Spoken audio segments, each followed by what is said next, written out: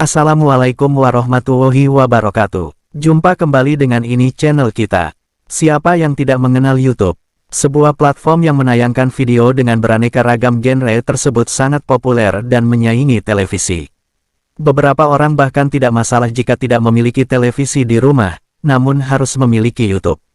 Apakah Anda termasuk salah satu pengguna rutin YouTube? Yuk kita kenali platform ini lebih dalam dan berkenalan dengan para pendirinya. Tapi sebelum itu mari klik tombol subscribe, like dan jangan lupa bunyikan tombol loncengnya agar tidak ketinggalan video berikutnya. YouTube didirikan oleh 3 orang pemuda yang merupakan karyawan ex-PayPal.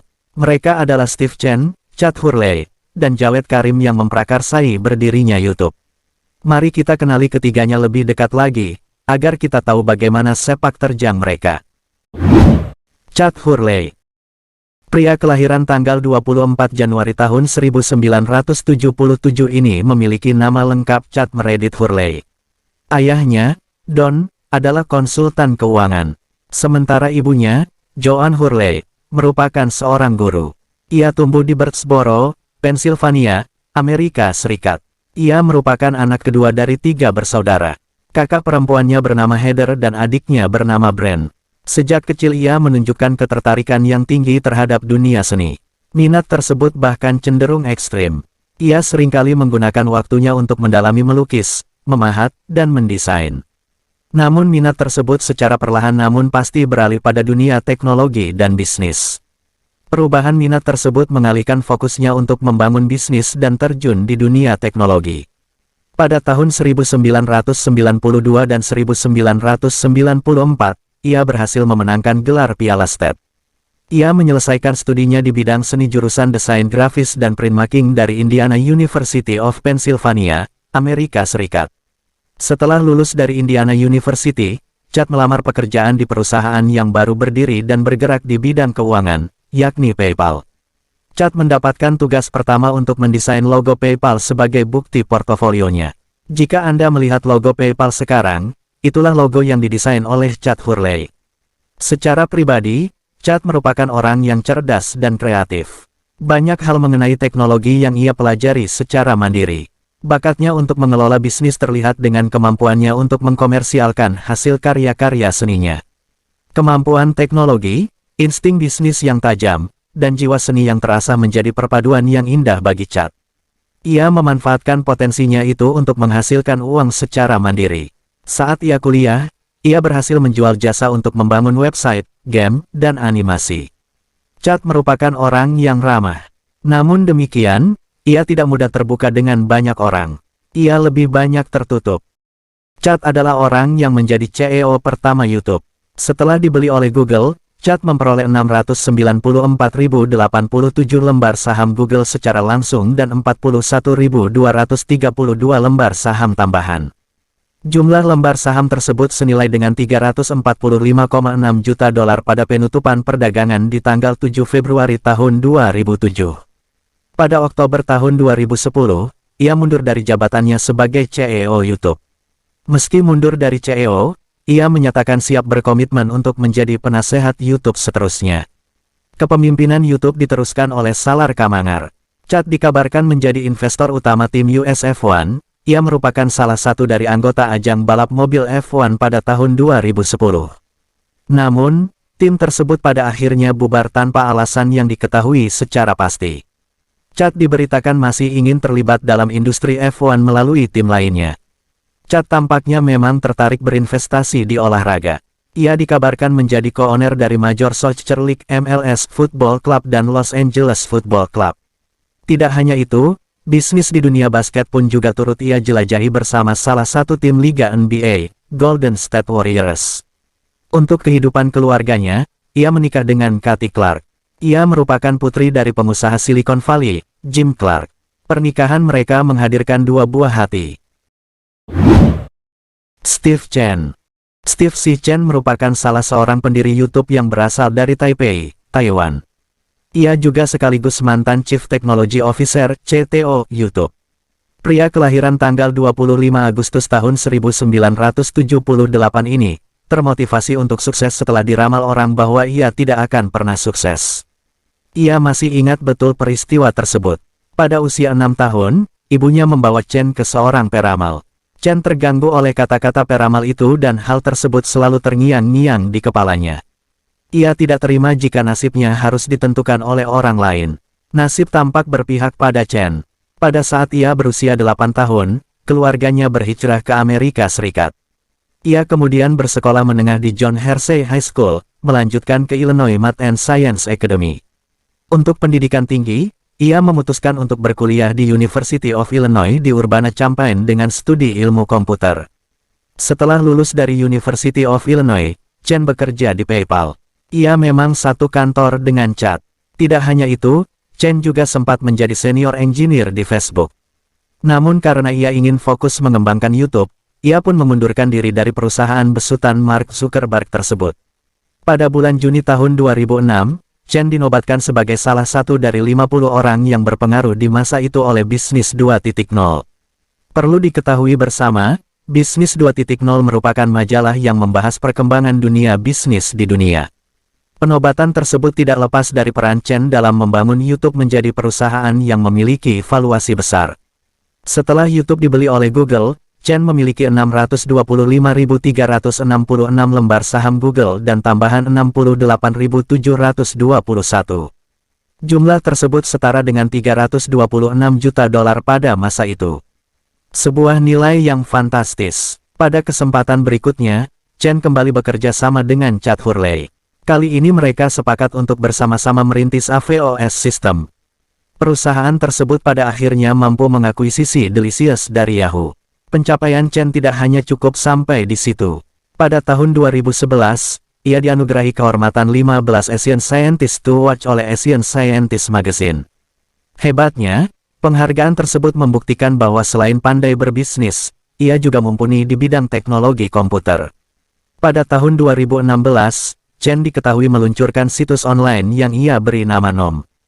Situs ini merupakan platform memasak secara live yang ditargetkan kepada para pecinta kuliner. Sayang, perusahaan ini dinilai tidak terlalu menguntungkan sehingga Chen memutuskan untuk menutupnya pada tahun 2017. Saat ini, ia diketahui sedang merintis sebuah perusahaan startup hedge fund bernama Draco Capital Macro Quant Fund. Pada tahun 2021, perusahaan ini telah mengumpulkan dana sebesar $50 juta dengan target $200 juta. Perusahaan ini bergerak di bidang investasi yang memanfaat kecerdasan buatan atau Artificial Intelligence (AI). Pada tahun 2009, Chen menikahi seorang manajer pemasaran produk Google Korea bernama Park Ji-hyun, sekarang dikenal dengan Jamie Chen. Keduanya tinggal di San Francisco bersama buah hati mereka. Keluarga Chen dikenal sebagai pendukung Asian Art Museum of San Francisco dan karena itu istrinya dipercaya menjadi anggota Dewan Kepercayaan Museum. Jawed Karim. Pendiri YouTube yang terakhir adalah Jawed Karim. Laki-laki berdarah Bangladesh ini lahir di Merseburg, Jerman Timur pada tahun 1979. Setahun kemudian, orang tuanya menyeberangi tembok Berlin untuk berpindah ke Jerman Barat. Pada tahun 1922, ia sekeluarga berhijrah ke Amerika Serikat. Meskipun sama-sama pendiri YouTube, Karim tidak setenar Chad Hurley dan Steve Chen. Sosok Muslim satu ini jarang dibicarakan banyak orang karena ia kurang menyukai spotlight yang disorotkan media. Sedangkan kedua temannya memang dikenal sebagai sosok yang sukses dalam merintis startup. Sementara Karim lebih sering bersembunyi di belakang layar. Ia lebih menikmati kerja teknis dalam coding dan komputerisasi sehingga ia jarang tampil di khalayak publik. Maka tidak heran jika tidak begitu banyak orang yang mengenal namanya. Ia dibesarkan di keluarga peneliti. Ayahnya yang berdarah Bangladesh, Naimul Karim, merupakan seorang peneliti di perusahaan multinasional 3M. Sedangkan ibunya yang berdarah Jerman, Christine Karim, juga seorang profesor peneliti biokimia di University of Minnesota. Karim muda menempuh pendidikan di Central High School di Saint Paul, Minnesota. Setelah lulus dari sekolah tersebut, Karim melanjutkan pendidikan tinggi University of Illinois at Urbana-Champaign jurusan Computer Science. Ia sempat berhenti kuliah sebelum lulus agar bisa bekerja di PayPal. Tak lama berselang ia melanjutkan kembali kuliahnya dan berhasil mendapatkan gelar sarjana pada tahun 2004. Ia dan kedua temannya sepakat untuk membuat situs kencan online yang dinamai YouTube. Setelah YouTube berdiri, ia mendalami ilmu komputernya dengan menempuh studi S2 di Stanford University. Selain sebagai co-founder, Karim juga YouTuber pertama yang mengunggah video di platform tersebut.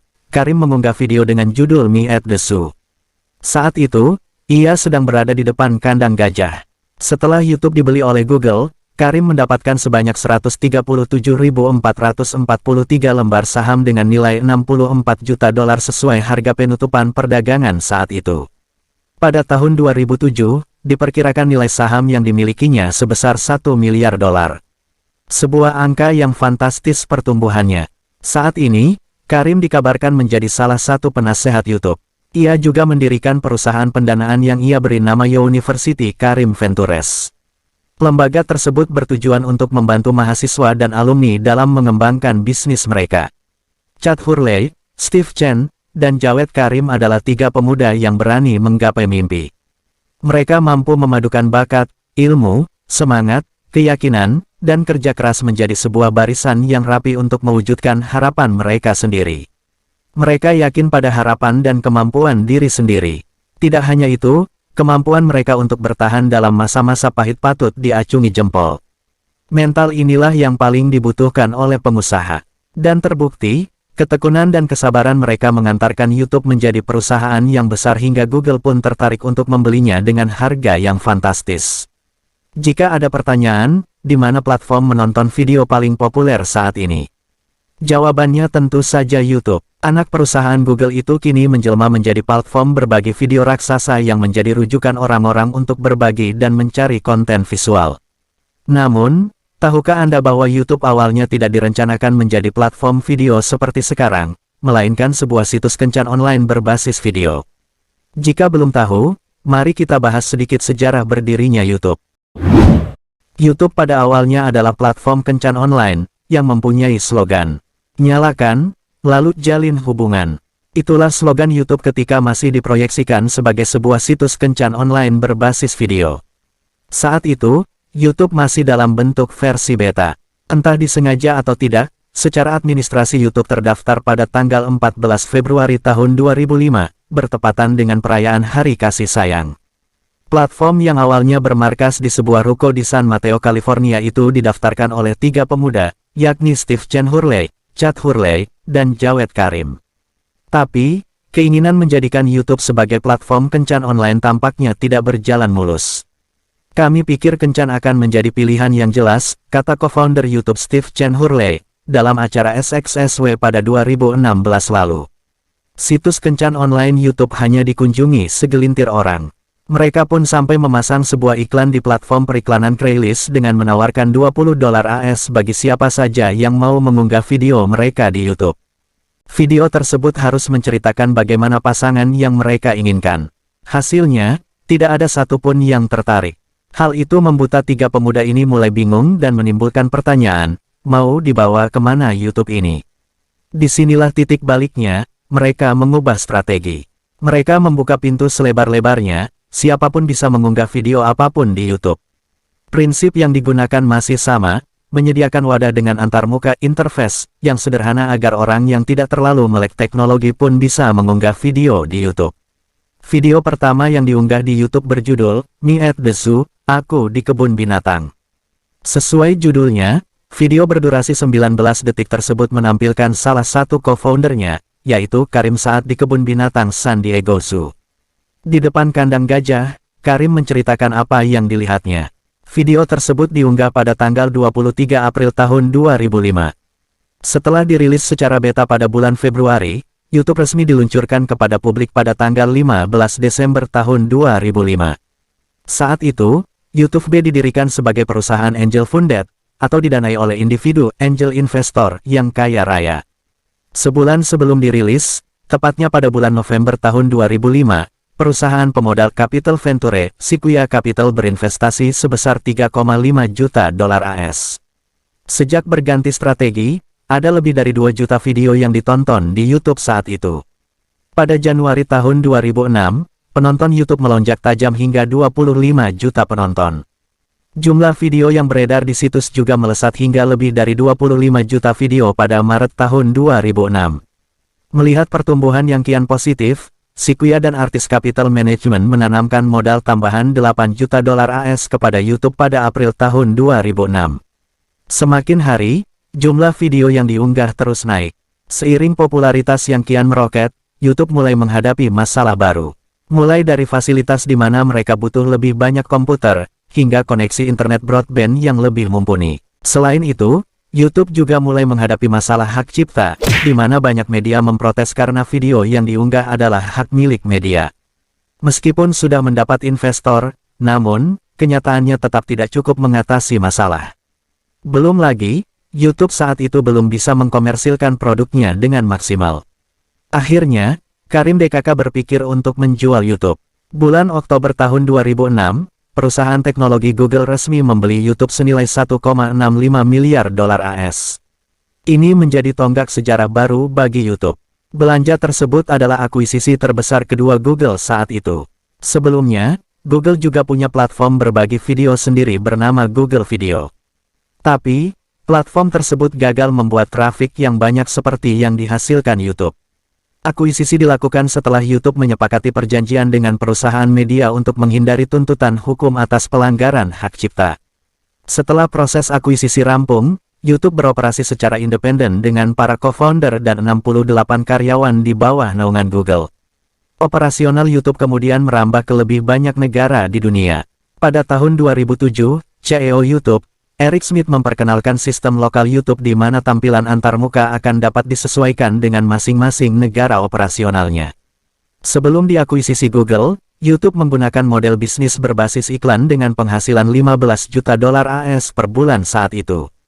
April tahun 2006, YouTube meluncurkan Google AdSense yang hingga kini digunakan untuk memonetisasi konten. YouTube sempat menghentikan AdSense, tapi kemudian menggunakannya lagi ketika beroperasi dengan sistem lokal. Hingga kini, YouTube, dengan model bisnis iklannya menjadi salah satu penyumbang pendapatan Google yang cukup signifikan. Pada 2020 untuk pertama kalinya setelah diakuisisi Google, YouTube mengumumkan pendapatannya. Pendapatan YouTube saat itu mencapai 5 miliar dolar AS dalam 3 bulan dari iklan sebagaimana dirangkum Kompas Techno dari The Guardian, Rabu, tanggal 24 Februari tahun 2021. Kini, YouTube semakin memperbanyak celah untuk mendapat pundi-pundi. Salah satunya lewat produk YouTube Premium yang dirilis tahun 2018 lalu. YouTube juga tidak sekadar platform berbagai video semata. Kini, YouTube juga menjadi tumpuan bagi para YouTuber untuk menampilkan karya sekaligus mata pencaharian. Itulah sejarah pertama kali YouTube didirikan. Di situ terdapat pula pelajaran bahwa, jangan mudah patah semangat walau terkadang apa yang kita usahakan tidak sesuai dengan keinginan kita. Dengan kerja keras dan semangat yang tinggi, pastinya ditambah doa yang tulus kepada Sang Pencipta, akan bisa membuahkan keberhasilan. Seperti ketiga pendiri YouTube tersebut, berbagai halangan dan kegagalan dalam perjalanan merintis YouTube tidak menjadikan mereka menyerah. Padahal kerugian dalam perjalanan merintis YouTube sangatlah besar, mulai segi pendanaan, tenaga dan pikiran. Belum lagi mereka melepaskan pekerjaan mereka sebagai karyawan PayPal hanya untuk fokus ke YouTube. Salam hangat dari ini channel kita. Wassalamualaikum warahmatullahi wabarakatuh.